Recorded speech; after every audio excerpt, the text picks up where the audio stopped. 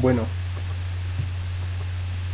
acá tenemos un problema de respuesta temporal, para lo cual primero les tengo que mostrar el problema, ¿no? Bueno, ese es el problema. El problema nos dice, dado el siguiente sistema hallar el valor de K para que el sistema responda con un sobreimpulso máximo de 10%. El sobreimpulso máximo va a ser de 10%. Después acá tenemos nuestro diagrama de bloques. Este diagrama de bloques tiene que ser desarrollado para determinar nuestra función de transferencia. Este diagrama de bloques se tiene que desarrollar de la siguiente manera. Tenemos que multiplicar. Este es un diagrama de bloques es un circuito con retroalimentación. ¿Qué quiere decir? Que va a tener unas dos divisiones. Una división.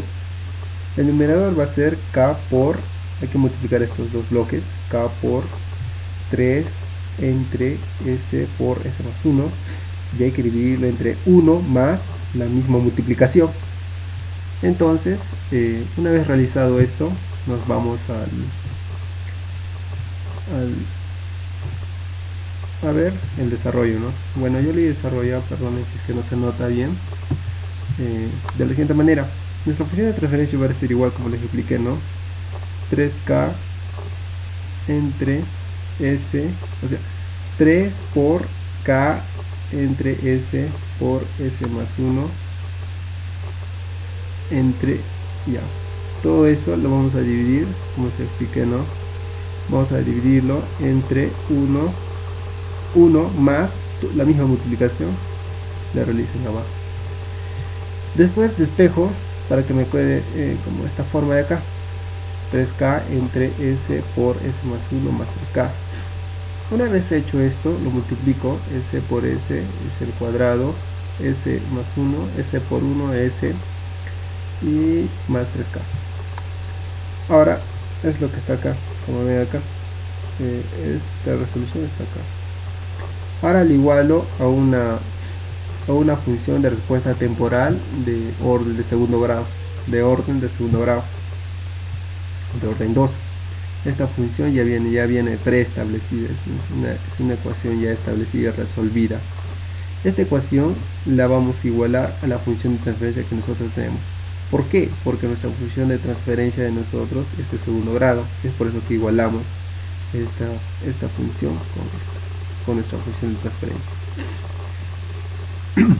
Igualamos 3K con la frecuencia al cuadrado. La frecuencia, este Wn es la frecuencia de la onda.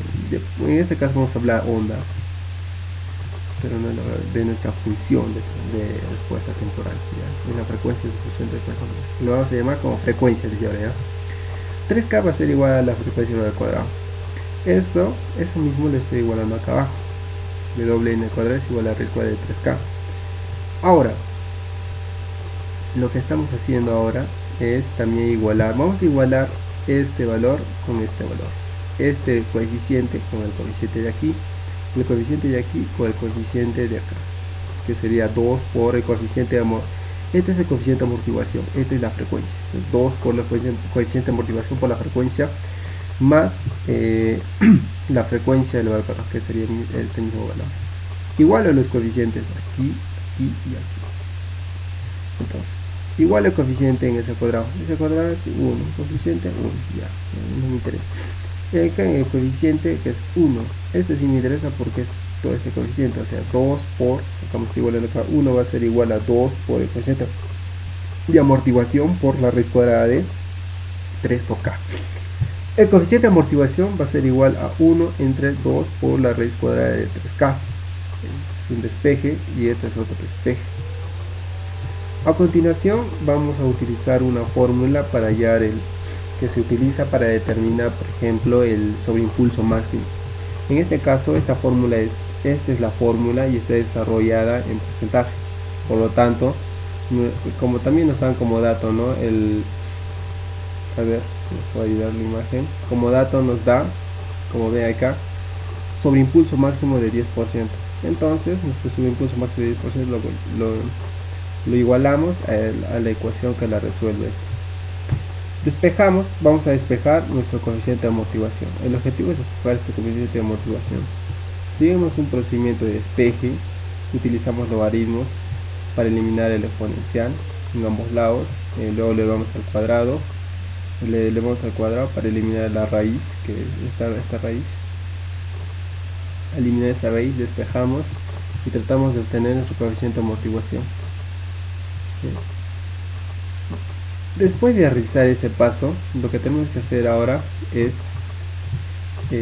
acá no se nota muy bien que digamos, pero lo que estoy haciendo acá, esta parte, esta es la continuación, este es el coeficiente de amortiguación, va a ser igual al logaritmo natural sigo despejando todavía, logaritmo natural de 0,1 elevado al cuadrado en 3pi al cuadrado más logaritmo natural de 0,1 elevado al cuadrado. Despejo aún más nuestro coeficiente de amortiguación, que da la siguiente ecuación: raíz cuadrada del logaritmo natural de 0,1 elevado al cuadrado entre pi al cuadrado más logaritmo natural de 0. elevado al cuadrado. Entonces nuestro coeficiente de amortiguación sería 0.5911, porque estos son valores que se pueden hallar. Metemos en la calculadora y nos determina este valor, 0.5911. A continuación, en la anterior imagen les mostré, por ejemplo, en la anterior imagen, en el anterior problema, en la anterior resolución, en la anterior página, les mostré, por ejemplo, que 3K es igual a W al cuadrado, o sea, la frecuencia. Entonces yo despejo de aquí, como allá. Antes necesito el valor de K y necesito el valor de frecuencia. Como no tengo estos valores, lo que tengo que hacer es buscar el valor de K o el valor de frecuencia. En este caso hay otra ecuación, la segunda ecuación, que nos habilitaba se trabajaba, ¿no?, con el coeficiente de amortiguación. Nosotros tenemos el coeficiente de amortiguación, ya, perfecto. Entonces lo igualamos 1 entre 2 por la raíz cuadrada de 3K, que es este de acá. Como explico,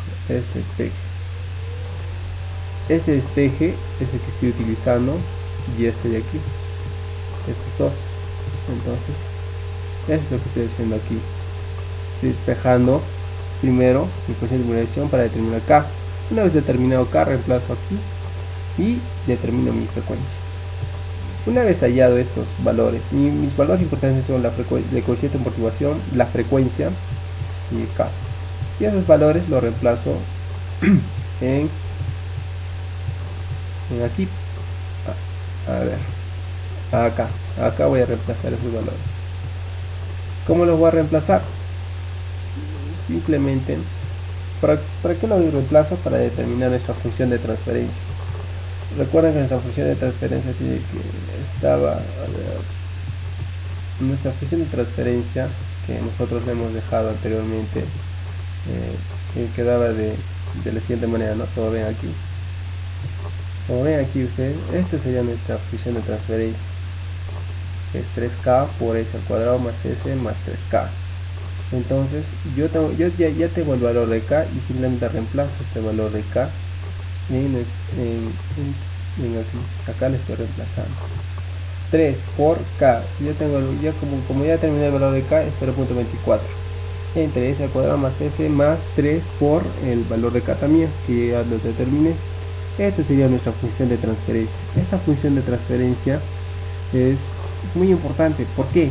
Porque con esta función de transferencia yo puedo ingresar a MATLAB y poder determinar realmente, comprobar mi respuesta si es la correcta o no. Perdón si es que está un poco, no está muy bonita que digamos, pero esta función la puedo obtener en MATLAB si ingreso esta función de transferencia.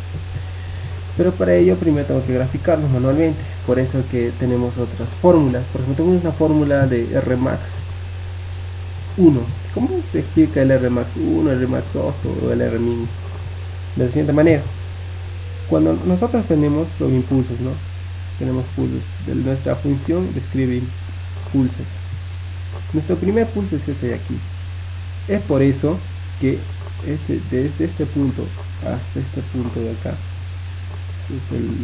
la línea 0, más fácil, de la línea 0 hasta el sobreimpulso máximo es el Rmax 1. El Rmin 1 sería desde este punto hasta este punto, al pico mínimo de la función que se puede hallar, que se encuentra, ¿no? Una vez conseguido estos, una vez entendido esto, vamos a trabajar de la siguiente manera. 1 para mi R max 1 y para mi tiempo max 1. El 2, yo voy a enumerar 1, 2, 3, 4, 5, hasta donde puedes encontrar, hasta donde encuentres su punto de estabilidad, hasta donde ingresa la banda de transferencia. Entonces, 1 es para mi tiempo max 1 y mi R max 1. 2 es para mi tiempo, para mi R max R min 1 y mi tiempo min 1. Este punto sería el R max 2 y el tiempo min y el tiempo max 2. Este punto de acá sería el R min 2 y el tiempo mínimo 2. Y así sucesivamente vamos comprendiendo cómo determinamos este R max 1, R min 1. Como les dije, el R max 1 es 1. El R min 1 se reemplaza el N por 2. Esta es nuestra ecuación para llegar a R max 1 y R min 1. Y el N es el orden. 1, como les dije, ¿no? 1, 2, 3, 4, 5, 6, 7. Mantenemos el orden y reemplazamos R max 1, R min 1, R max 2, R min 1. Y así obtenemos valores. Por ejemplo, ¿por qué es importante? Igualmente para el tiempo. ¿Por qué es importante? Porque con estos valores voy a graficar esta función. Por ejemplo, con 1.1 en un tiempo de 4.59 segundos, mi tiempo es de 4.59. Nuevamente por acá, trazo mi tiempo y 1.1, por arriba, es un impulso máximo. Nuestra banda de transferencia es este rango, es un rango, de aquí, este es un rango de 0.01. ¿Qué quiere decir este rango? Este rango nos indica, es un rango donde nos indica, por ejemplo, la estabilidad de esta función. Ese rango nos indica, cuando esta función esté dentro de este rango, nos va a indicar que ya es estable. Por eso nosotros estamos estudiando respuesta temporal, o sea, nosotros estudiamos antes de que ingrese aquí, desde este punto hasta que ingrese aquí. Esa es la respuesta temporal. Nosotros estudiamos solo esa parte, hasta el punto donde llega a estabilizarse nuestra función. Entonces, nosotros por eso necesitamos saber el tiempo de estabilización, o sea, el tiempo desde aquí hasta el punto, hasta el primer punto donde llegue a ingresar al rango, a este pequeño intervalo o rango, como ustedes quieran llamarlo. Ese es nuestro tiempo de estabilización. Entonces, el R max, los R max o los R min deben, el primer valor que ingrese a esa, o sea, por ejemplo, si tenemos un R max que es menor a 1,01, ya se le considera un punto estable, y ya nuestra función ya sería estable, ya no sería inestable, sino ya entraría en una función estable, cada vez más línea recta, una línea más recta, valor común. Entonces, tenemos que buscar aquel punto que sea menor a 1,01 y que sea mayor a 0.99. El primer punto que ingresa es el R max 2, que es 1.01. Ese punto ya está ingresado acá. Por lo tanto, el tiempo max 2 es el tiempo que ha demorado en llegar a estabilizarse, que sería 13.77 segundos. Entonces nosotros vamos a ingresar a MATLAB y comprobar realmente si esta resolución es correcta o no, para lo cual yo ya tengo el MATLAB. Espero una programación, vamos a borrar PLC. Ahora vamos a ingresar nuestra función de transferencia, y una vez que ingresamos nuestra función de transferencia comprobamos realmente si ha servido lo que hemos resuelto, ¿no? Teóricamente. Aquí ponemos, para insertar en MATLAB una función de transferencia, tenemos que ingresar el comando transfer function, función de transferencia. Y lo tenemos que separar en dos intervalos. En el primer intervalo vamos y colocamos los coeficientes de nuestra función de transferencia. Los coeficientes, por ejemplo, para el primer intervalo sería el numerador, vamos a poner 0.72. Entonces ponemos 0.72, ponemos coma y acá abrimos corchetes para poner el denominador. Entonces insertamos en ahí también los coeficientes, solo los coeficientes. Y como pueden ver, el primer coeficiente es 1, el segundo coeficiente es 1 y el último es 0.72. Entonces ponemos 1, 1, 0.72. Una vez hecho esto, nos va a botar nuestra función de transferencia. Esperamos un momento que cargue. Después de eso, lo que tenemos que utilizar es el comando skip. ¿Para qué utilizamos el comando skip? Para que nos bote la gráfica de la función temporal, la gráfica que yo debería haber obtenido teóricamente. Entonces ingresamos el comando skip, ponemos skip de qué, de A, queremos esto, esperamos a que cargue y nos va a botar una gráfica. Más nos bota una gráfica que debería asemejarse mucho a la de nosotros. Siempre debemos recordar que las máquinas son más exactas, manejan más cálculos, o sea, son más precisos porque trabajan con más variables, y como pueden ver, ¿no?, hemos podido obtener la misma gráfica que mostré anteriormente. Para comprobar, vamos a agarrar este punto pico y verificar en qué punto. Yo hago clic aquí, yo verifico mi amplitud A. ¿En cuántos segundos? En 4.41 segundos ha llegado al a ese punto, al pico, ¿no?, de nuestro subimpulso máximo. Entonces nosotros teóricamente vamos a ver si es cierto, vamos a ver si realmente es cierto. Como pueden ver, nuestro primer punto se llega a 4.59, es muy cercano, ¿no? No es muy preciso, pero al menos ya se asemeja. Entonces sí se pudo comprobar realmente que el cálculo teórico sí es ideal para el gráfico. Acá puedo ver muchas características, por ejemplo el cycle time, que es el tiempo de estabilización. ¿Ya? El tiempo de estabilización es aproximadamente casi en 7 segundos, como 7,1 segundos. Nosotros vamos a nuestro cuaderno de trabajo, verificamos el tiempo de estabilización. Entonces, el tiempo de estabilización les dije el T máximo, aproximadamente 9,18 segundos. Tmin 1. Claro, el Tmin 1 ya está dentro del valor. Y así utilizamos y hemos llegado a comparar nuestro primer problema. Eso sería por respuesta a prima 1. Como les dije, ¿no?, esta es la banda de transferencia. Esta banda de transferencia nos va a indicar, por ejemplo, esta banda de transferencia nos va a indicar, basta que un punto ingrese a esta banda de transferencia, ya nos está indicando que sería desde esta parte para adelante ya se está estabilizando, ¿no? Esta es una respuesta transitoria. Aquí para adelante es respuesta transitoria. La respuesta temporal es desde este punto hacia atrás.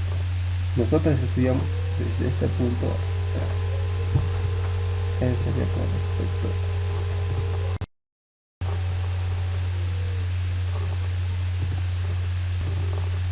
Nuestro siguiente problema vamos a hablar acerca vamos a resolver el siguiente problema, ¿no? El siguiente problema es similar al anterior, pero en este caso ya también trabaja va a tener dos valores desconocidos, que sería el K y el B, y nos piden determinar el K y el B, para lo cual vamos a tener como valor la relación de motivación, que es el coeficiente de motivación de 0.7, y una frecuencia natural no amortiguada de 4 radios por segundo. Esos dos valores son importantes para nosotros determinar nuestra función de transferencia de segundo orden en respuesta temporal. Entonces tomamos apuntes, por favor. Tenemos una relación de motivación de 0.7 y una frecuencia natural no amortiguada de 4 radios por segundo. Vamos a llevar K y B. Este es un diagrama de bloques con retroalimentación. La anterior ya les explico cómo se desarrolla. Multiplicamos esto entre 1 más esto por esto. ¿Listo? Entonces vamos al cuaderno. Vamos a ver vamos al cuaderno y verificamos su resolución. Listo. Esta es la resolución. Primero tenemos que tomar en cuenta algo muy claro. Tenemos dos valores que nos dan el 0.7, que es la relación de coeficiente de amortiguación o relación de amortiguación en la frecuencia natural 4 radianes por segundo. Entonces, nuestra función de transferencia les expliqué cómo aplicar primer bloque entre 1 más el primer bloque por el segundo bloque, o sea, por toda la vuelta. Despejamos esta ecuación, nos va a resultar nuestra función de transferencia. Al despejar esta función, el numerador y el denominador nos va a dar esta frecuencia. Esta transferencia, función de transferencia, perdón. Lo derivamos aquí. Acá igualamos nuevamente a una función de respuesta temporal de segundo orden. Acá es al cuadrado, igualamos los coeficientes, igualamos k va a ser igual a wn al cuadrado, pero y igualamos los coeficientes, 2 más b por k va a ser igual a 2 por el coeficiente de amortiguación por la frecuencia natural. Entonces, y este k va a ser igual a ya les expliqué, k es igual a w, la frecuencia natural al cuadrado. Entonces igualamos k por va a ser igual a la frecuencia natural al cuadrado. Como ya nos dan la frecuencia natural, entonces es igual a 4, ya está, 4 radianes. Entonces 4 por 4, 16, k va a ser igual a 16.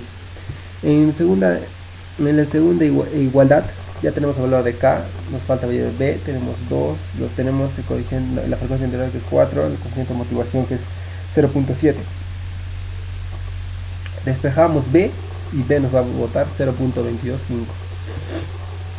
Es el valor del valor en este caso del coeficiente desconocido b es 0.225.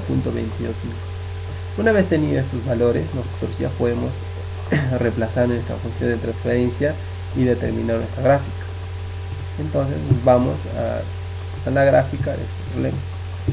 Ya, acá ya les muestro la gráfica no desarrollada igualada. Al igualar obtenemos esta función de transferencia, 2 por b, ya sabes que es b 0.225, k era igual a 16, multiplicamos estos valores y nos bota nuestra función de transferencia va a ser igual a 16 entre s al cuadrado más 5.6 por s más 16. Como anteriormente les expliqué, necesitamos nosotros determinar puntos como un plano cartesiano, ¿no? 1.2 para ubicar esta función, para lo cual utilizamos las fórmulas de Rmax y Rmin, y también utilizamos el tiempo máximo y el tiempo mínimo el tiempo máximo de la amplitud máxima, el tiempo mínimo de la amplitud mínima. Igual acá la distancia máxima, la distancia desde este punto hasta este punto del medio pulso máximo y la distancia mínima del pulso mínimo, como su nombre lo dice. Utilizamos esa ecuación y podemos determinar que el Rmax es igual a 1,04, el Rmin es a 0.9970, el Rmax 2 es igual a 1.00, el Rmin 1 es igual a 0.99, el Rmax 1.099, el tiempo máximo es 1.099 segundos, el tiempo mínimo 1 es a 2.19 segundos, el tiempo máximo 2, 3.29 a 4.39 segundos. Listo. Ahora utilizamos estos puntos. Por ejemplo, les indiqué que este era tiempo y esto era los R máximo, R mínimo, tiempo máximo, tiempo mínimo. Empezamos con tiempo máximo 1.099 segundos, más o menos por aquí. Trazo una paralela a esta línea, a este eje, y lo comparo con el R máximo 1.04. A 1.04, que estamos arriba de 1.01, lo estoy uniendo. Mi primer punto, después mi otro punto, después mi otro punto, después mi otro punto, después mi otro punto, y sucesivamente hasta que llega a estabilizarse este punto. Entonces ya, ya hemos resolvido, ya saben cómo resolver. Ahora tenemos que verificar si realmente esta función de transferencia es la correcta. Para lo cual, mira, como pueden ver, tenemos que verificar que uno de estos valores siquiera igual o si sea similar al de MATLAB. Entonces, por lo tanto, nuevamente insertamos, para evitar problemas, vamos a copiar acá, insertamos nuestra función de transferencia. Hemos pegado, pero vamos a cambiar los coeficientes. Nuestros coeficientes en esta ocasión, nuestros coeficientes va a ser 1, 5.16 y 16. 1, 1, entonces 1, no, es 16, el numerador de arriba es 16, el coeficiente abajo era 1, este era 5.6 y este también va a ser 16. Una vez realizado esto, ya nos aparece nuestra función de transferencia. Aplicamos skip de la función de transferencia de A y nos va a botar la gráfica. Y esta es la gráfica. ¿No me cree? Volvemos a aplicar skip de A. Listo.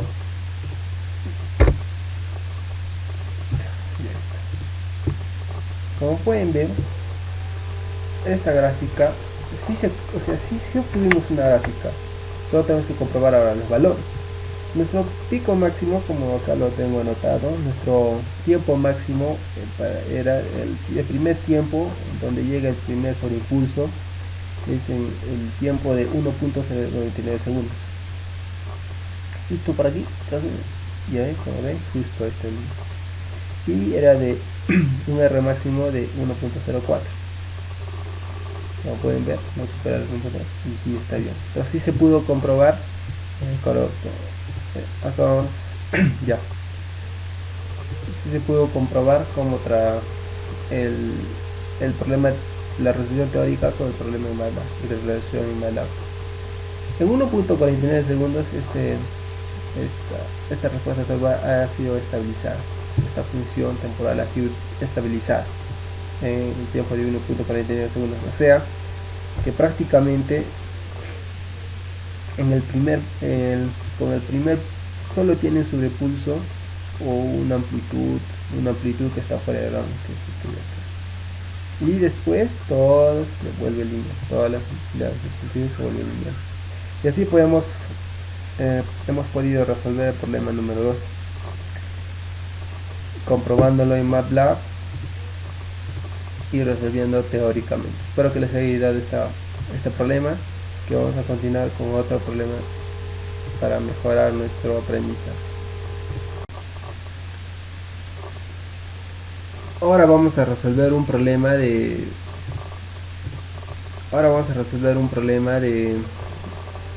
que la continuación es continua, de que sigue. Ahora vamos a resolver el problema, pero en esta ocasión vamos a utilizar gráficos. Vamos a llegar a obtener una función de transferencia a partir de gráficos, para lo cual les pido su atención. El TP es un tiempo donde es el tiempo que demora, es el tiempo que transcurre desde este cero, desde este punto inicial hasta hacia la onda más, hasta la punta del sobreimpulso máximo, hasta la cresta del sobreimpulso máximo. El TR es un tiempo, el TR es el tiempo que llega a cumplirse hasta el 90%. El TR es el tiempo que llega hasta aquí, hasta este punto, el punto de estabilidad. Hasta este punto de acá, ese es el tiempo, este punto de acá es el tiempo R. Y el tiempo TS, que es el tiempo de estabilidad, o el tiempo donde nuestra función llega a estabilizarse desde este punto 0 hasta el punto de aquí, es el tiempo. Es muy importante, ¿por qué? Porque es el tiempo de estabilización de la función. Entonces nosotros tenemos que determinar nuestras funciones, para lo cual necesitamos obtener datos. El problema número en este problema, como pueden observarse, vamos a sacar nuestro subimpulso máximo, que es igual a la, podemos sacarlo en porcentaje, pero restando de 0.8 menos 0. Este es 0.82 menos 0.5, nos va a dar un valor decimal, pero nosotros lo vamos a multiplicar por el 100 para obtener un valor en porcentaje. Lo que vamos a hacer ahora es después ya, como vemos aquí, ya vamos a sacar datos, y esos datos los tengo acá ya en esta parte, y ya los tengo ya expuestos. Esta es la solución del problema número 3.1, sería la gráfica. Nuestro desplazamiento, nuestro subimpulso máximo es de 0.32, como pueden ver aquí. El tiempo, el TS es el tiempo de donde nuestra función llega a estabilizar. Es el tiempo que transcurre hasta que nuestra función tenga el primer punto que esté dentro de la banda de transferencia. El TP es el tiempo que les expliqué, ¿no?, hace un momento. El TP es el tiempo desde el 0, desde este 0 hasta la cresta de nuestro subimpulso máximo. Entonces ahora vamos a resolver el problema utilizando como valor, estamos utilizando el subimpulso máximo, que es 0.32. He utilizado una relación de regla de 3 simples para más o menos determinar el porcentaje. Ya les explico por qué. 0.5 es el 100%, como pueden ver aquí. 0.5 es el 100%. Entonces, nuestro 0.32, que es el sobreimpulso que yo he obtenido, es el sobreimpulso, este es el sobreimpulso, antes de aclarar. Desde este punto hasta aquí es 0.32. Bueno, yo lo uso así al ojo, no al ojo, sino al tanteo, que puedo tantear, no es muy exacto, estoy tanteando. Y como podemos ver, realizamos las redes simples y el X me bota 64%. Ahora, yo he obtenido porcentaje para poder reemplazar en esta ecuación que el sobreimpulso máximo en porcentaje es igual a 100% por epsilon elevado a pi por el coeficiente de amortiguación entre la raíz cuadrada de 1 menos el coeficiente de amortiguación elevado al cuadrado. Reemplazo y tengo que despejar el coeficiente de amortiguación. Tengo que despejar este coeficiente de amortiguación de esta. Ya acá ya lo tengo despejado. Logaritmo natural de 0.64 elevado al cuadrado entre pi al cuadrado más logaritmo natural de 0.64 elevado al cuadrado. Mi coeficiente de amortiguación es igual a 0.24. Ese coeficiente de amortiguación es importante. ¿Por qué? Porque en la siguiente ecuación yo también he utilizado el tiempo que transcurre desde el punto 0 hasta la cresta de nuestro primer pulso o de nuestro sobreimpulso máximo, ¿no?, como pueden ver. Entonces, para que estén claros, este es el tiempo que transcurre de aquí hasta la cresta de este sobreimpulso máximo, es el TP, este tiempo. Desde este punto hasta este punto es ese TP. Y utilizo ese TP, ¿para qué? Yo utilizo el TP para determinar como ya tengo el TP de la gráfica, entonces lo voy a despejar simplemente de la ecuación. Recuerden que la ecuación para hallar el tiempo máximo o tiempo mínimo era n entre pi entre la frecuencia natural por la raíz cuadrada de 1 menos el coeficiente de amortiguación. Ya pueden, es esta ecuación. Como ya tengo el tiempo de justo del tiempo max 1, de reemplazo, ¿no? Y como también tengo ya este coeficiente de amortiguación, que es el de K0.24, puedo hallar y determinar la frecuencia natural, que es 8,09.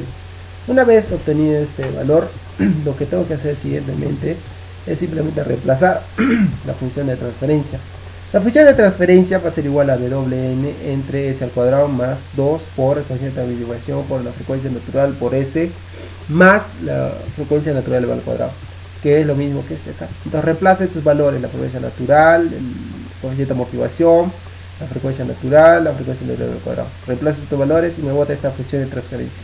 Esta función de transferencia tengo que comprobar en MATLAB y verificar realmente que me bote una función similar a la que está presentada acá. Me tiene que botar una función similar a esta de acá. Entonces vamos al MATLAB y tenemos que comprobar esa respuesta. Ponemos, copiamos esta función, copiamos normal, no la función, sino copiamos el formato, para evitar, y cambiamos los coeficientes. A ver. Por ejemplo, los coeficientes de esta función de transferencia es 65.45, 65.45. Después nuestros coeficientes es 1, si no me equivoco. Después de 1 es 3.88.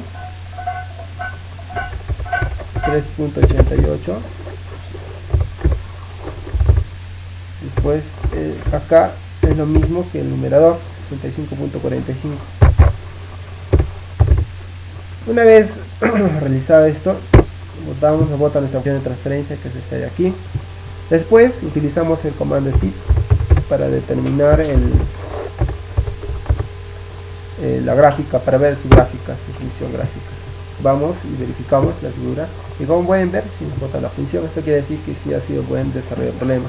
Para comprobar realmente cuál es el tiempo, y como pueden ver, tiene una amplitud máxima de 1.46, o sea que yo prácticamente saqué ¿cuánto? 0.32, ¿no? de sobreimpulso máximo. Adicionalmente, el tiempo que ha llegado hasta ese punto, el tiempo que yo obtuve, que yo utilicé para que llegue ese pulso máximo, aquí, era 0.4, si no me equivoco. Sí, es el TP 0.4. Entonces vamos a MATLAB y realmente, justo aproximadamente en el 0.4, ese es el punto donde llega desde el 0 hasta la cresta del sobreimpulso máximo. Y se pudo comprobar, ¿no?, la respuesta correctamente. Después de esto, ya podemos ver sus características. El tiempo de sensing, el tiempo de vale de transferencia. Podemos ver también el tiempo raíz, el tiempo, este es el TR, el tiempo raíz, el tiempo que llega hasta el 90%, así que del 80 al 90% de esta función.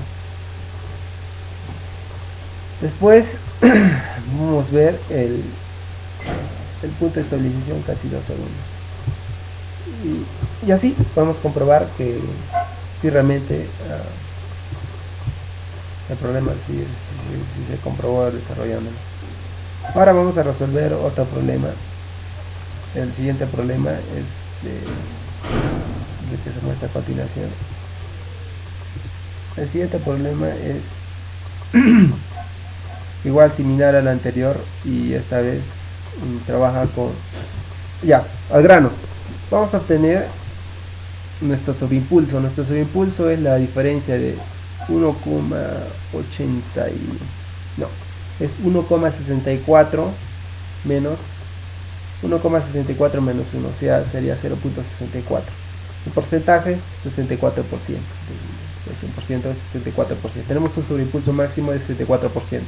Vamos a utilizar el mismo tiempo TP, el que les expliqué anteriormente, que es el tiempo 0.4 segundos. Es el tiempo, el TP es el tiempo que llega hasta la cresta máxima. Hasta acá, el punto máximo. Este tiempo. 0.4 segundos, como pueden ver aquí. 0.5, 0.4. Vamos al problema. ¿Dónde está mi problemita? ¿Listo? Ya está. Acá está la resolución.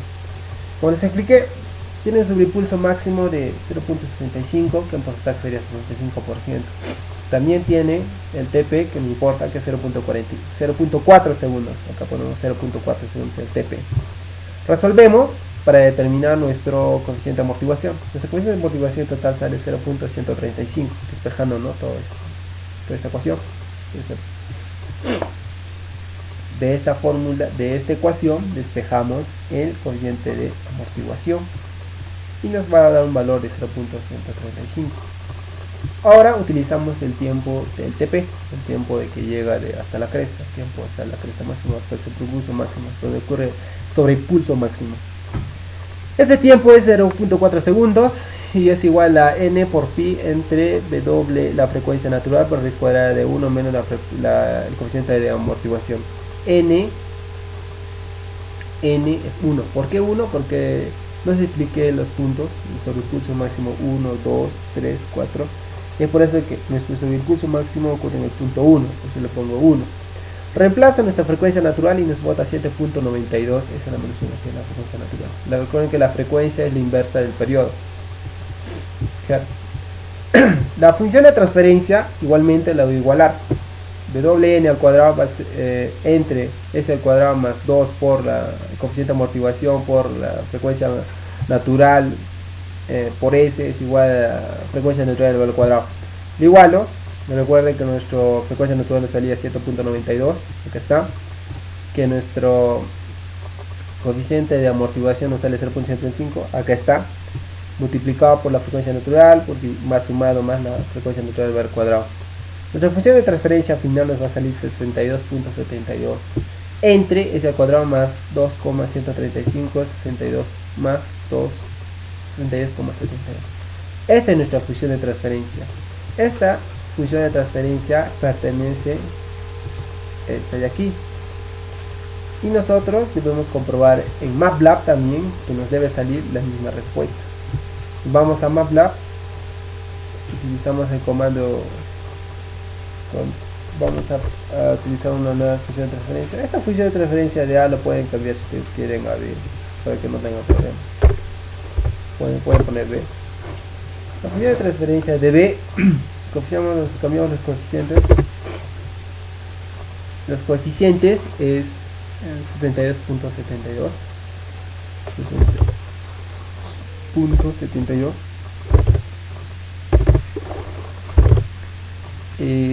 Los coeficientes también son 2,135. Acá ponemos 1, era 1, acá ponemos 135. Después acá ponemos 62.72. 62.72. Esperamos que reconozcan la coeficiente de transferencia, ya lo reconoció. Ahora lo que tenemos que aplicar es el comando skip para ver su gráfica. Ponemos B, por funciones le pusimos B. Coeficiente de transferencia igual a B y aparece nuestra gráfica. Como pueden ver, está igualito. Justo casi a 1.6, 1.7 segundos. 1. No es 1.7 segundos, perdón, es a un sobreimpulso máximo de 65 o 64%. Y el tiempo también, el tiempo es de 0.39 segundos. También podemos ver las características, el speed race, el save times, esta es la banda de transferencia, el tiempo de la banda de transferencia. O sea, esta función llega a estabilizarse justo a los 3.6 segundos, 3.7, 8 segundos, llega a estabilizarse nuestra función de respuesta temporal. Y así podemos comprobar nuevamente, para ver la gráfica, si realmente si se cumple con lo que se ha dicho, ¿no? Es la misma función, se pueden dar cuenta. Y así como estos problemas, ustedes pueden desarrollar mucho más y espero que les haya podido, ¿no?, tratar de llenar sus conocimientos una vez más. Sería todo.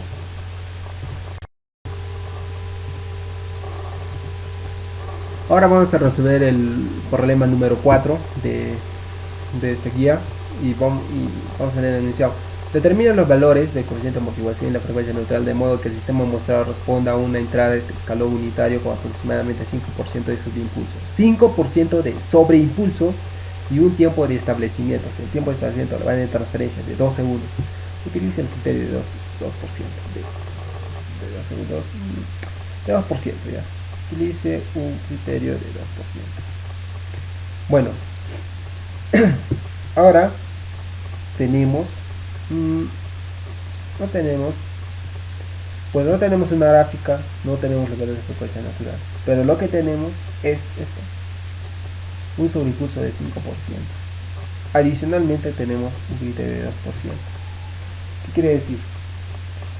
Que, por ejemplo, acá explicando acá, el sobreimpulso también se puede medir en porcentajes, como les expliqué, ¿no? Entonces este sobreimpulso es de 5%. Y el sobreimpulso de 2% es la banda de transferencia. El rango que les expliqué, ese rango es de 2%. Entonces vamos a resolver el problema. Y para lo cual,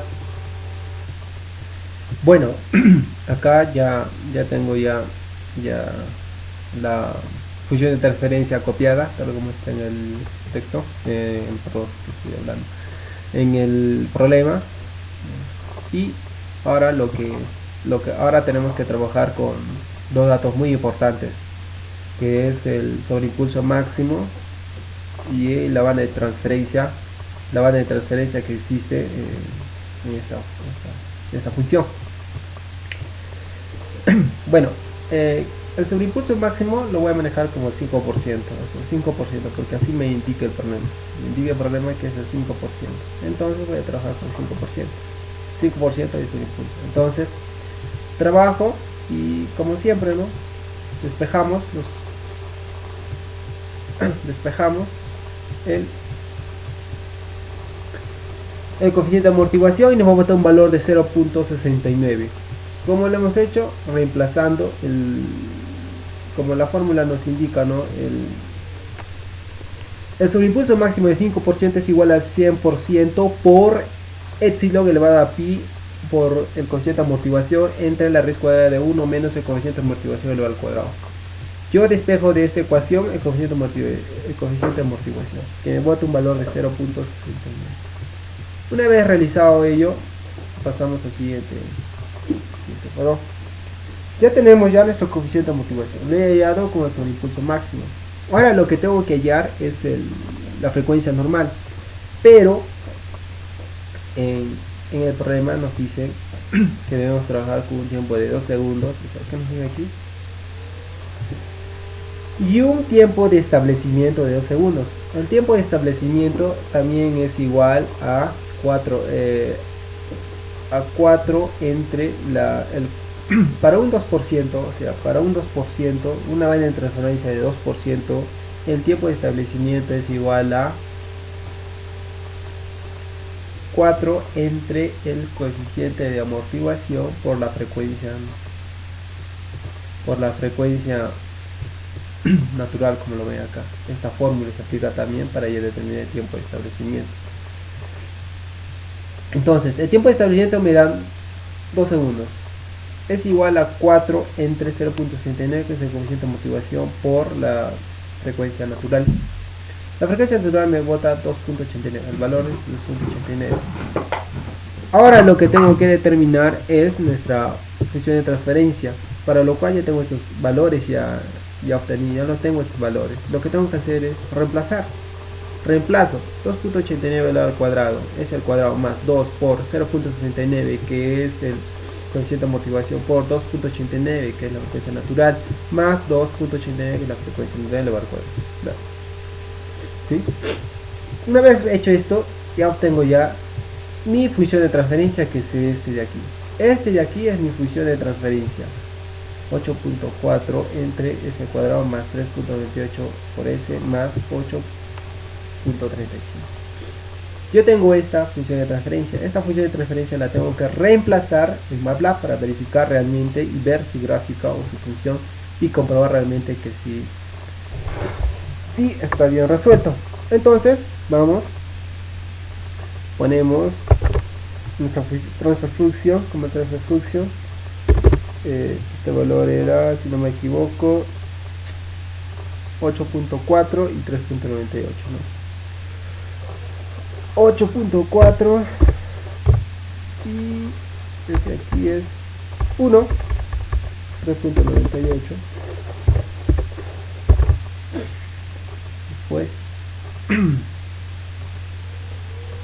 Después 3.98 y 8.35. En este caso vamos a considerar 8.4, ¿no? Porque los dos valores deben ser iguales. Vamos a considerar 8.4, que los dos valores deben ser iguales. Utilizamos transfer function. Perfecto, tenemos nuestra función de transferencia. Después se comenta step para determinar su función, ver su gráfica y verificar si realmente cumple, ¿no?, con el problema. Ponemos a step de a, buscamos la función de transferencia de a, y nos bota esta función. Ahora, esta función debe coincidir con con mi respuesta, o sea, por ejemplo, el tiempo de establecimiento. Vamos aquí a Chartis y ponemos y justamente en un tiempo de 2.1 segundos, en 2.1 segundos esta función de respuesta se ha estabilizado. Vamos al problema y nos dice, ¿no?, que en exactamente 2 segundos se ha estabilizado. Con esto, ¿qué quiero decir? Que el cálculo que hacemos nosotros teóricamente no es muy preciso como el de MATLAB. Tal vez por n razones pueden fallar porque nos hemos llevado unos decimales o no respetamos algunos decimales, y es por eso que la respuesta no es exacta. Pero en cambio MATLAB trabaja con todos los decimales existentes de un número, y es por eso que las respuestas son más exactas y precisas. Pero ya con esto podemos comprobar al menos cómo se resuelve un problema de respuesta temporal de segundo grado. Eso sería todo con respecto a este problema número 4, y espero que lo hayan aprendido y les haya servido, ¿no?, para matar alguna de sus dudas. Muchas gracias. Ahora vamos a resolver el laboratorio número 5.1. Bueno, en esta ocasión trata sobre el desarrollo de diagramas de flujo y aplicando así un poco de programación de MATLAB. El primer problema se trata sobre hacer un programa que pide un número y compruebe si ese número es número primo. Después, el segundo programa es hacer un programa que pide un número hasta que este número sea mayor que 0, indicando con un mensaje que el número introducido no es mayor de 0. Calcular el factorial de un número, hacer una función que calcule la ley de Ohm, la ley de Kirchhoff, y cambiar de litros a metros cúbicos. Para lo cual, lo primero que tenemos que verificar nosotros es tenemos que saber por ejemplo, cómo, para realizar la programación MATLAB, me refería a cómo vamos a el orden del procedimiento correcto para el desarrollo. Por ejemplo, acá yo tengo un diagrama de flujo para hallar el número correcto, como aquí el problema número 2. Es muy sencillo. Parte de inicio, presento mis variables. Mi variable va a ser n. Luego el programa me va a pedir qué variable. Por ejemplo, me pide variable n. Me pide variable n. Esa variable n entra a una condición. N va a ser mayor y 0 siempre y cuando, n va a ser mayor de 0. Ya, tenemos dos respuestas, sí o no. Si es sí, que me mande una respuesta correcta y se terminó el programa. Si es no, que nuevamente que realice un bucle. Ese bucle que nuevamente me va de inicio y donde me vuelva a pedir n. Entonces, antes de que me mande inicio, quiero que me aparezca error. Entonces yo puedo abrir una ventana y me diga un bloque que me presente error, y entonces ya así cumple el trabajo. Muy sencillo. Entonces, inicio, presento mi variable que es n, presento mi bloque n, que es presentar variables. Una vez presentada esta variables, lo meto a la condición. Una vez metida a condición, esta variable nuevamente pasa a inicio, si es que es un número menor a 0. Si en cambio el número es mayor a 0, un número positivo, entonces me va a votar correcto y termina el programa.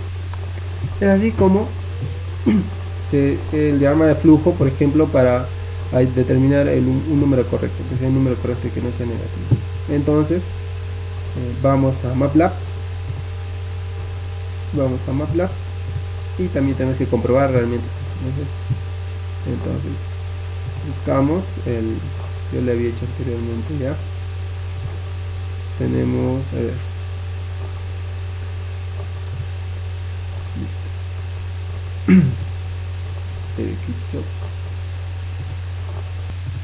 bueno, aquí tenemos la programación. Nuestra programación consiste, voy a explicarla de la siguiente manera. Pusimos LC eliminando lo que estaba anterior. Ponemos beams, que es presentar un valor o una letra en la programación. Ya, en este caso le puedes verificar el número mayor a 0. En input es ingresar variables, como acá en el diagrama de flujo, ingreso mis variables.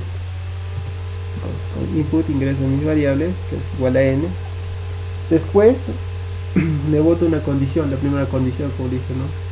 Si n es mayor que 0, entonces el número ingresado es correcto y termina la condición sí. En cambio, necesito otro bucle. En el bucle tengo que decirle, mientras n sea menor que 0, si n es negativo, mientras n sea negativo, entonces que me aparezca error, el número que he ingresado no es mayor a 0. O sea, antes de que como el flujo, diagrama de flujo le explicaba, antes de que me vaya a votar nuevamente inicio, tiene que entrarme una frase de que me incorrecto. Entonces, acá, pins, error, el número, ese valor me vota antes de que nuevamente me vote a inicio. Ya. Y para evitar que este while sea un ciclo y sea eterno el ciclo, lo que necesitamos hacer es condicionar el while. Por eso que yo le pongo, si n es mayor que 0, o sea, una vez que n sea mayor que 0, y el número es correcto, y terminamos el programa. Con esto que quiero lograr que solo me reconozca números mayores a 0. Entonces lo voy a poner a correr. Ponemos por ejemplo menos 5, menos 8, me bota error, el número que ha ingresado no es mayor a 0. Me parece es error, el número es negativo. Y me vuelve a botar al menú inicial, ingreso un número mayor a 0. Y si poniendo por ejemplo menos 90, me sigue botando error, el número que he ingresado no es mayor a 0. Si pongo un número mayor a 0, 9, el número es correcto. Esta programación me ha permitido identificar, por ejemplo, los números, un número positivo, un número mayor a 0, y adicionalmente me pide, o sea, me manda, tengo un while que me va, cuando ingrese un número negativo, este siempre me va a mandar al inicio pidiéndome otro número que sea correcto y positivo. Este ya con respecto a la aplicación de del primer ejercicio. Flujo, este es el diagrama de flujo y el otro es la programación en MATLAB. Bueno, ahora vamos a continuar con el desarrollo del siguiente problema. Voy a explicarles, por ejemplo, de cómo calcular, hacer la función. Ya, vamos a explicarles haciendo la función de la ley de Ohm. ¿En qué consiste vamos a hacer una programación aplicando y para que utilicemos una ecuación y resolvamos problemas de la ley de Ohm, ¿no? Entonces primero tienes que tener un diagrama de flujo. Este diagrama de flujo, bueno, vamos a ver si lo tengo. Esta es la ley de Ohm. Este diagrama siempre que inicia con 0. Ya, bueno, a condiciones les explico. Inicio, pongo x es una variable, presento mi variable x. Ya, le voy a decir a la computadora que me pida, por ejemplo, el valor de x. Ya. X yo lo puedo tomar, lo va a condicionar. O sea, x puede valer 0 o 1. Yo voy a especificarlo en MATLAB. X va a valer 0 o 1. Si x es igual a 0, si es igual a 0, va a seguir este camino, el de abajo. Pero si x es igual a no, o sea, si x no es igual a 0, entonces va a seguir este camino. Por lo tanto, si x es igual a 0, yo lo voy a poner en el programa que me determine voltaje. Pero si x no vale 0, entonces yo le voy a decir al programa que me determine corriente. Entonces, para ir al voltaje, x ya.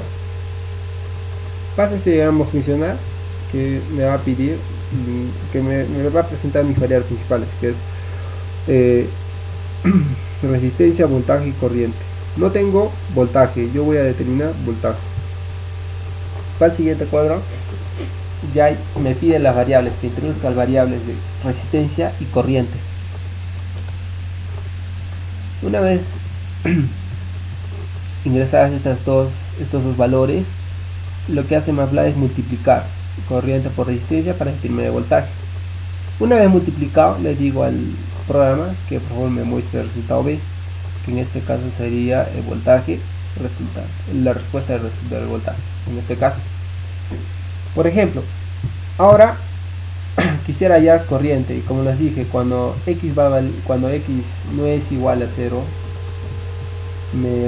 presento mis variables también, R, resistencia, voltaje, corriente, y me va a pedir, como quiero corriente, entonces tengo que necesitar resistencia y voltaje. Entonces la corriente es simplemente la división de voltaje entre resistencia, y le digo al programa que me muestre la corriente, y finaliza mi programa. Entonces inmediatamente nos vamos a MATLAB. En MATLAB probamos la idea. Listo. La idea. Pongo jeans, presentación. Acá está. La idea. Acá claro que x es igual a 1. Si x es igual a 1, para hallar la corriente. Si x es igual a 0, para hallar el voltaje. Entonces, x igual a 1 es para hallar corriente. X igual a 0 para hallar el voltaje. X input es la entrada. O sea, x es la entrada. Pueden poner 1 o 0. Entonces, una vez que tú realizas esa entrada, le condicionas, ya, le condicionas con un if. Si x es igual a 0, R1 es igual a input, ya. Resistencia, okay. La resistencia si x es igual a 0, entonces voy a determinar que voy a determinar voltaje. Entonces me va a pedir que introduzca input, dos variables, resistencia y corriente. Después MATLAB lo multiplica resistencia por corriente. Después ese es el voltaje general, y entonces muestro el voltaje con DIMS muestro el resultado de voltaje. Una vez hecho ello, lo que tenemos que hacer ahora es continuar, ¿no?, con la programación. ¿Sí? Con if, y después lo pongo caso contrario que x sea, caso contrario que x no sea 0, entonces que x sea igual a 1, entonces que R1, y me pidan variables R, resistencia 1 y voltaje 1. En este caso quiero determinar la corriente. Entonces la corriente es simplemente la división de voltaje entre resistencia, y hago que aparezca esta corriente con DIMS, y así termina la programación de la ley de Ohm. Por ejemplo, ingrese un valor, ya, yo quiero hallar por ejemplo voltaje con la ley de Ohm, voltaje, entonces ingreso 0.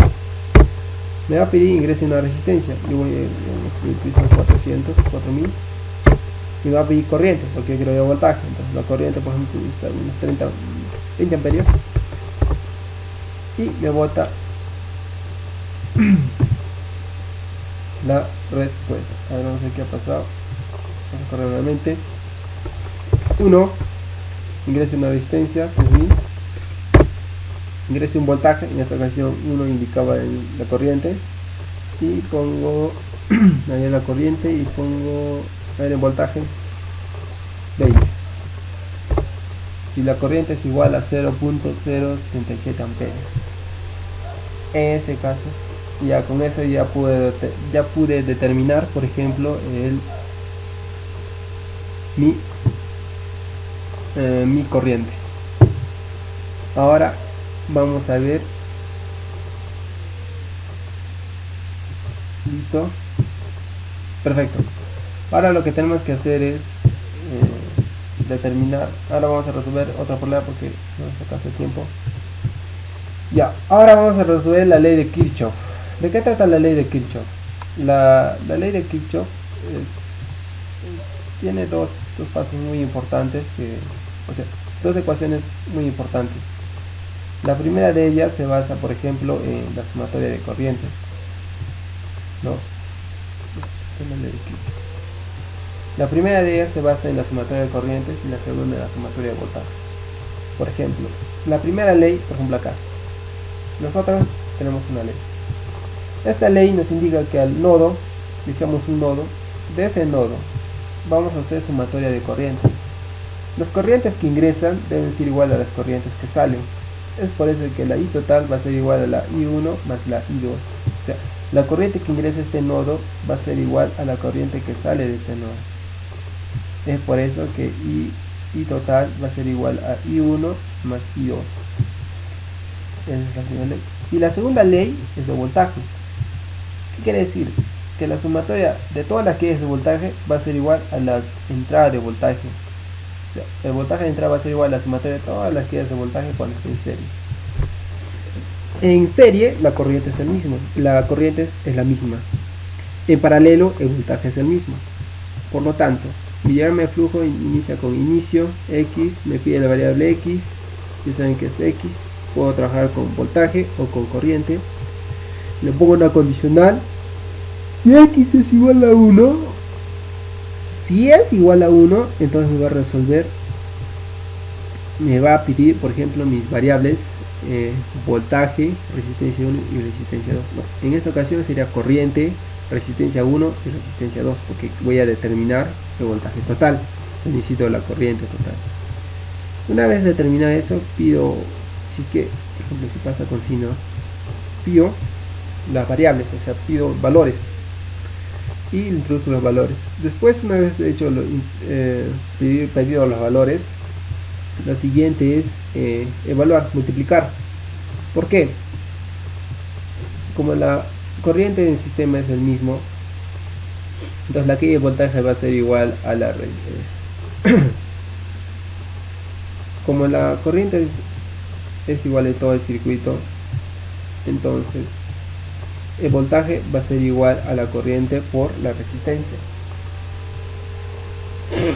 Una vez hecho eso, tengo voltaje 1 y voltaje 2. Entonces, la I total es la misma, I total por R1, I total por R2. Al obtener los dos voltajes, lo que tengo que hacer es sumarlos.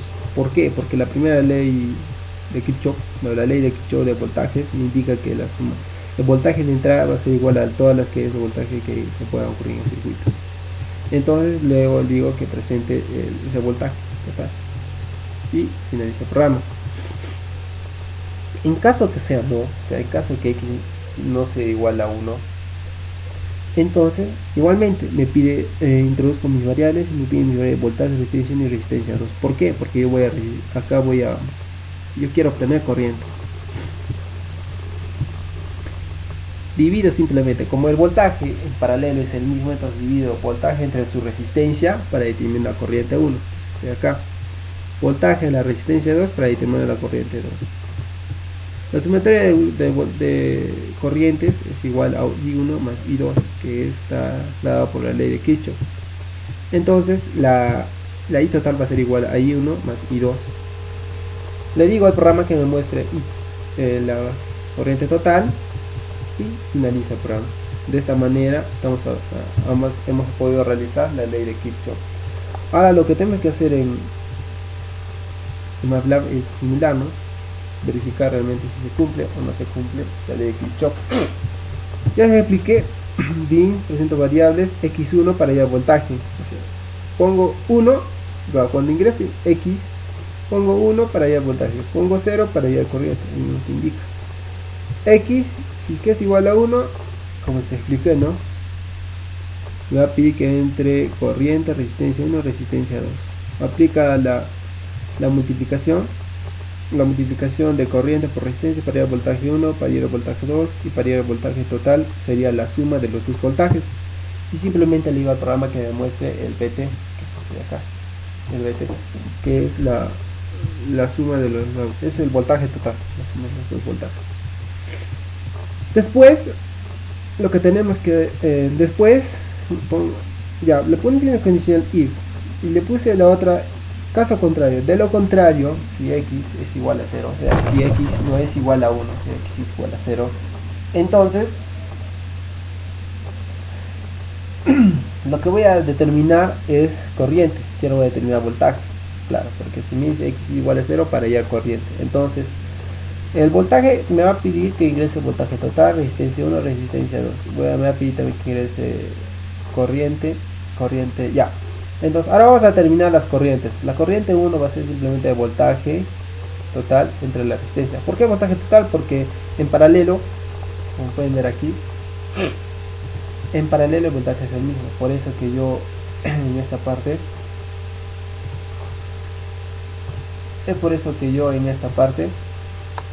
el voltaje total es igual a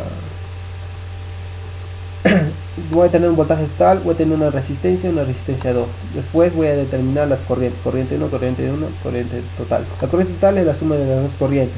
Corriente 1 es la división entre voltaje total entre resistencia total. Corriente 2 es la división de voltaje total entre resistencia 2.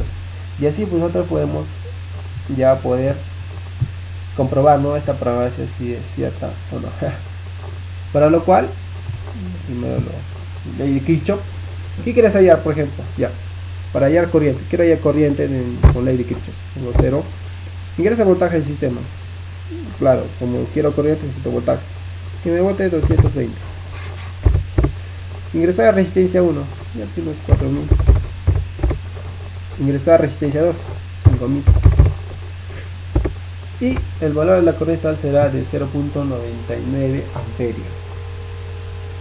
Ahora, ¿quieres determinar, por ejemplo, ya, qué quieres hacer? Hallar el voltaje, la pones 1, ingresa corriente del sistema, pones cualquier corriente, ya, como quieres voltaje necesitas corriente, resistencia, pones 4000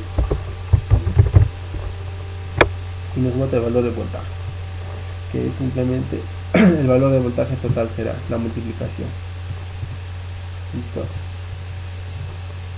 Eso sería todo respecto a la segunda ley a la primera y segunda ley de Kirchhoff.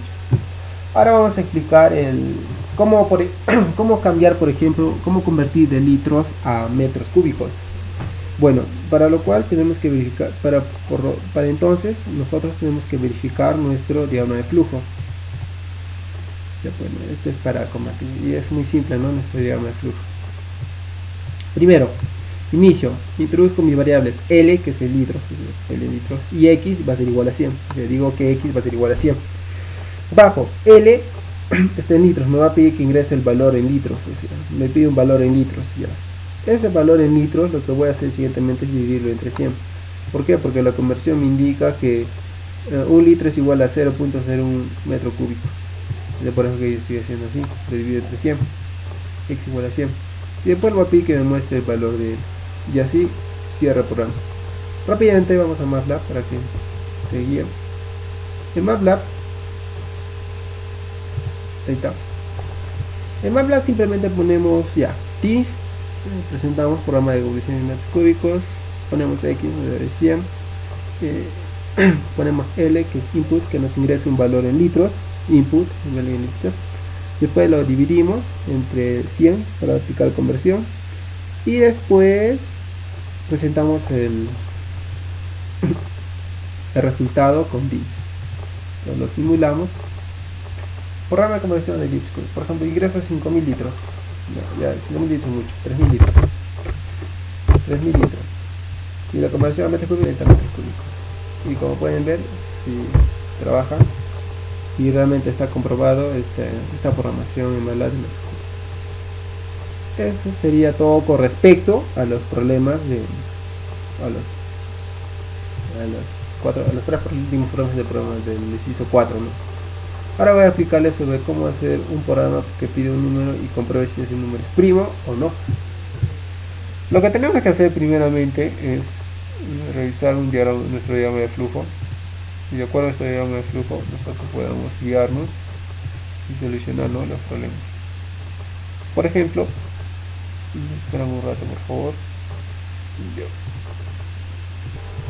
Bueno, acá tenemos un diagrama de flujo para determinar si un número es primo, sí o no. Bueno, primero inicio, presento mis variables n y a es igual a 2, lo bajo y me pide que ingrese mi valor n. Una vez hecho esto, lo que tenemos que hacer siguientemente es meter una condición. Siempre y cuando n sea mayor que 1, o sea, vamos a aceptar números siempre y cuando sea mayor que 1. En caso que sea así, va a continuar. En caso que no, va nuevamente a regresar al ciclo, a inicio, y preguntarle de nuevo que le pide un número, ¿no? Una vez hecho esto, nuevamente ingresa una condición. En esta condición, lo que se está esperando es de que el residuo de la división entre el n, entre el número, entre a es igual a 2, ¿no? Si a le pongo 2, entonces la división de un número entre 2, si es que es igual a 0, entonces no es primo. ¿Por qué? Es múltiplo de 2, no es primo. Pero, si es que es diferente a 0, tenemos una opción. ¿Qué pasa si el número es 9? Ya. Si es 9 entre 2, 4.5, ya. Es diferente a 0, ¿no? Pero n, 9 no es primo. 9 no es primo. Entonces, por eso que se utiliza esta pequeña función, este pequeño bloque funcional. Ya, prueba, estamos probando con el 9, ya. Pasó todas las pruebas, pero acá se estancó. El 9. 9 entre 2 no es 4.5 residuo. No, 9 entre 2 es 1 de residuo, ¿no? 1 de residuo. Ese 1 baja acá. También lo suma más 1, ¿no? Más 1. Una vez que lo suma, acá sobra 1, ¿no? Residuo 1. Y a es igual a 2. Ahora le está sumando a 3. 3 es menor que 9, o sea, n es igual a 9. ¿Sí? Nuevamente ingresa bucle, lo divide, ahora ya también 9 entre 3. 9 entre 3 ese es múltiplo. Entonces ese sí es 0, ¿no? Porque 3 por 3 es 9. Si es 0, entonces no es primo. ¿Y con qué adjetivo utiliza eso? Por ejemplo, que múltiplos, por ejemplo, de 81. 81 no es un número primo, tiene múltiplos de 3. Entonces es por eso que poco a poco, cada vez que, por ejemplo, voy incrementando 2 más, por ejemplo, 81 entre 3, 27. 27 entre 9 ya es 3. 3 entre 1 ya no es primo, se va cancelando. Entonces utilizamos esta configuración para más o menos probar con todos los múltiplos en el anterior caso lo expliqué del 3, ¿no? Prueba con todos los múltiplos de 3, y si al último llega a botarme 0, entonces no es primo. Y así salvamos, ¿no?, para verificar cualquier número que sea primo sí o sí. Esa sería con respecto a toda la explicación para determinar un número primo. Eso sería todo con respecto a problemas de acuerdo al desarrollo de un diagrama de flujo. Siempre que quieras resolver un problema, primero tienes que hacer resolver un diagrama de flujo. Una vez obtenido un diagrama de flujo, puedes desarrollar correctamente una programación en MATLAB. Espero que les haya podido gustar esta programación, y espero poderlos ayudar en algo, ¿no? Y eso sería todo con respecto a MATLAB y programación.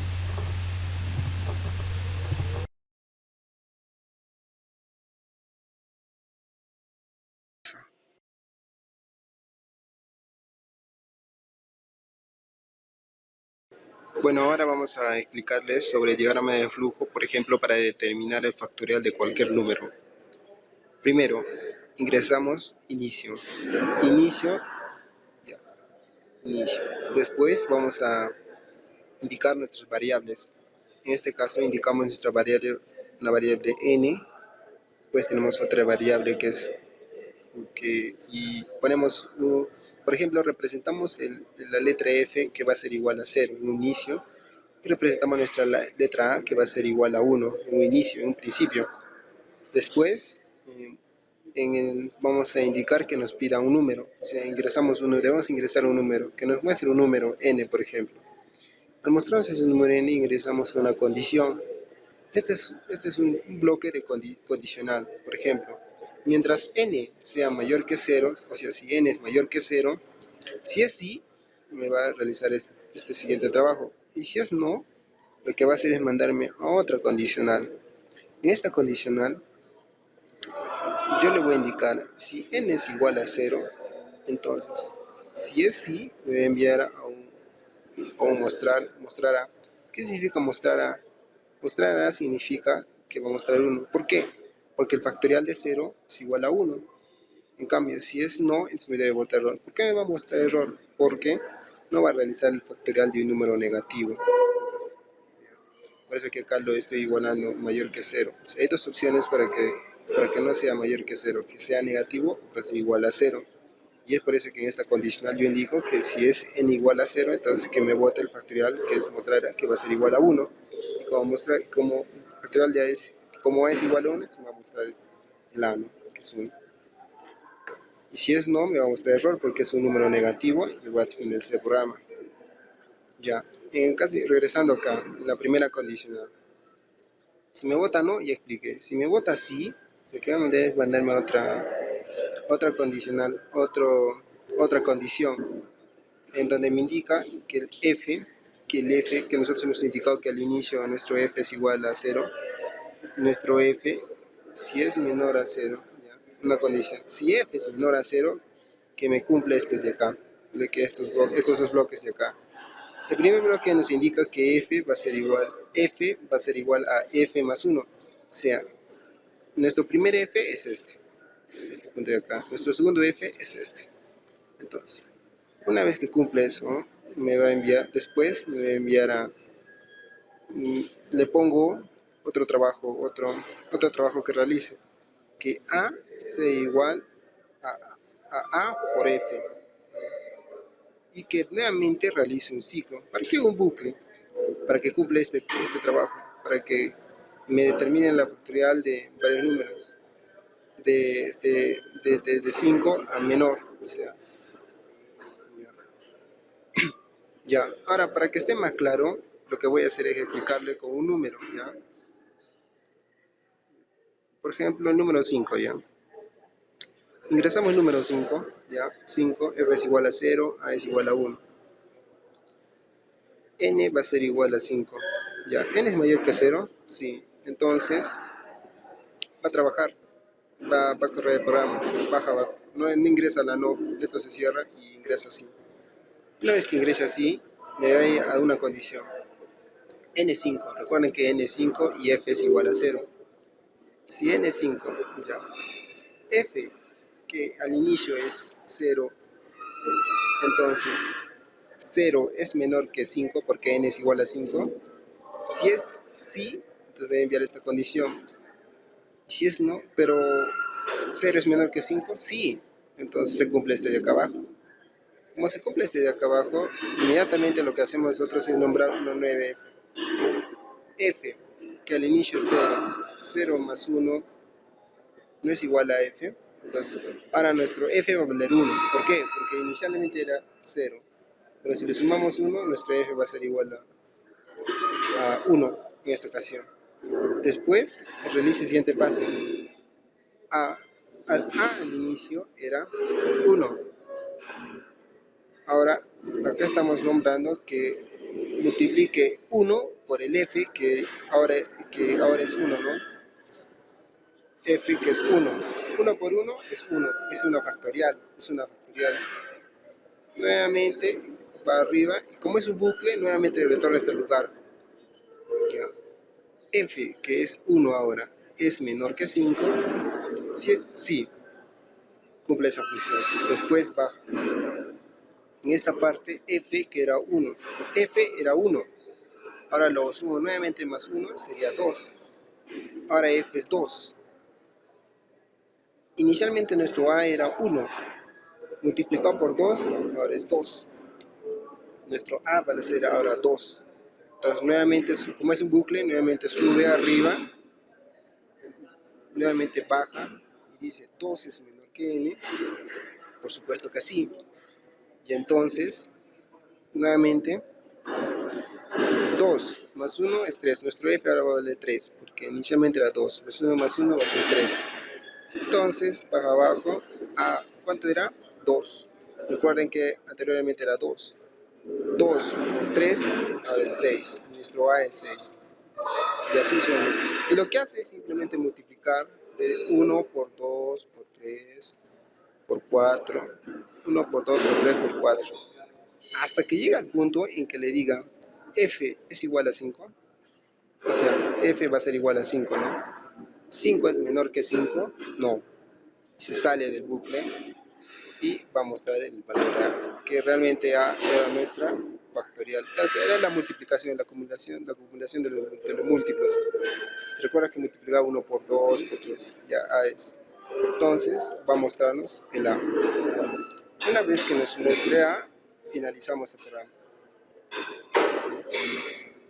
Y este es un diagrama de flujo para que ustedes más o menos apliquen y hagan la respectiva programación en MATLAB. Listo. Eso sería todo con respecto al diagrama de flujo. Bueno, ahora vamos a proceder con la explicación por ejemplo, de la programación factorial, ¿no? Como quedó pendiente. Una vez que he revisado mi diagrama de flujo para determinar el factorial de cualquier número, lo siguiente que debemos hacer ahora es realizar la programación. CLC borra todos los comandos anteriores a él, limpia nuestro escritorio, prácticamente, limpia el escritorio de acá. CLC, limpia el escritorio, deja preparado. Ahora hago que aparezca Teams. Es para que me aparezca, por ejemplo, cualquier palabra o frase que esté, y lo tengo que poner en comillas. Teams. Después pongo n, o sea, tengo que darle un valor a mi n, y para eso utilizo el comando input. Input me va a indicar que le dé un valor, o sea, puedo hacer que n sea igual a 0, entonces para eso utilizo el comando input. Yo sí hago que n sea igual a 0, ¿no? Después de eso, pongo por ejemplo a una letra f, voy a indicar que sea 0, sea igual a 0, o sea que f representa 0. Eso hago. Igual hago con a sea igual a 1. Una vez hecho eso, pongo una condición, como les mostré en el diagrama de flujo, les mostré anteriormente, pongo la condición if. Si n es mayor que 0, debe cumplirse todo lo que está dentro de if. Ya, todo lo que está dentro de if. Ya, como ven acá, if termina hasta acá. Todo esto es una sola condición. Todo esto es una sola condición. Mientras, si n es mayor que 0, debe cumplirse. Que while debe ser, pongo mientras, pongo un bucle acá adentro. Mientras f sea menor que n, debe cumplirse esto, ¿no? Debo indicar que mientras f sea menor que n, f es un while dentro de la condición, me dice que cumple estos dos parámetros de acá. F sea igual a f más 1. Después que se cumpla que a va a ser igual ahora al a, que es inicialmente 1, por el f, que el f ya también va a ser. Inicialmente f era 0, pone 0 acá. Y mi f ahora va a ser 0 más 1, ahora mi f va a ser 1. Y mi a inicialmente era 1. 1 por 1, 1 por 1, 1. O sea, ahora mi valor de a es igual a 1. Lo estoy multiplicando. Y que termine igual, que se cierre ese límite. Y que me aparezca el factorial del número de CAE, que me aparezca el a, ¿no? Que es mi factorial. Caso contrario, si n no es mayor que 0, caso contrario, debe decirme que, ya, caso contrario. Nuevamente hago otra condición dentro del caso contrario, ¿no? Y dentro del caso contrario pongo, si n, hay dos cosas. Si es que mi n no es mayor que 0, entonces ocurre lo siguiente, que tiene dos posibilidades, que mi n sea igual a 0 o que mi n sea número negativo. Si mi n es igual a 0, que me aparezca el valor de a, que su factorial es 1. cuando el número es 0, entonces mi factorial sería igual a 1, que es lo correcto, ¿no? El factorial de 0 es igual a 1. Caso contrario, o sea, en mi condición, caso contrario, si n es un número de pi, que me muestra más. Cierro mi if general, mi condición general. Entonces, ¿qué quiero reconocer? Que si mi n es mayor que 0, que se cumpla todo lo que está acá adentro. Caso contrario, que se cumpla todo lo que está acá. En otras palabras, un ejemplo, por ejemplo, factorial de 2. Ya. Input, ingreso 2. Eso es 2. Entonces, ¿es mayor que 0? Sí, se cumple todo desde acá. 2. Ya. Mientras mi f sea menor que 0, hay otro bucle acá. Ya. F es igual a 0. ¿0 es menor que 2? Sí, por supuesto. Ya. 0. Ya, f va a ser igual a 0 más 1, 1. 1, ya, pasa acá. A es igual a 1. 1 por 1, que mi f acá lo indique que es 1. 1. Ya. Nuevamente hacer mi procedimiento while. Nuevamente va un while. Ya. 1 es menor que 0, menor que 2. Sí, perfecto. Paso nuevamente acá. 1. Y ahora mi f es 1. 1 más 1, 2. Ahora mi nuevo f es 2. 2 por mi a. Mi a era 1. Ya. Ahora 2 por 1 es 2. Ahora mi a vale 2. El a nos va a indicar el factorial a. El a nos está indicando la multiplicación de los... es el factorial en sí. El a es el factorial, la respuesta es el factorial. La multiplicación de los números es el a, el factorial en sí. 2. Nuevamente va a buscar, se compara. 2 es menor que 2. No, imposible. Entonces, ya termina el while, se cierra el bucle y me aparece pins. Pins que me bote y quiero que me aparezca toda la multiplicación de a. Y toda la multiplicación de los números. De 2 por 1 que me aparezca. Ya. Y esto lo podemos comprobar a continuación. Lo corremos. Ingreso un número. Por ejemplo, yo pongo 2, 5. Y me voy a factorial 120. Perfecto. Y ya me bota el factorial de 5. Ahora, vamos a probar si realmente funciona. Si pongo un 0, si realmente funciona mi condición. Si es 0, debe botarme todo el 1. Sí, me cumple 1. Perfecto. Ahora vamos a correr y con un número negativo y debe botarme error. Es menos 0, menos 0, no, menos 20, menos 100, error. Un número negativo me va a botar un factorial. Eso sería todo con respuesta a la explicación de MATLAB factorial con factorial.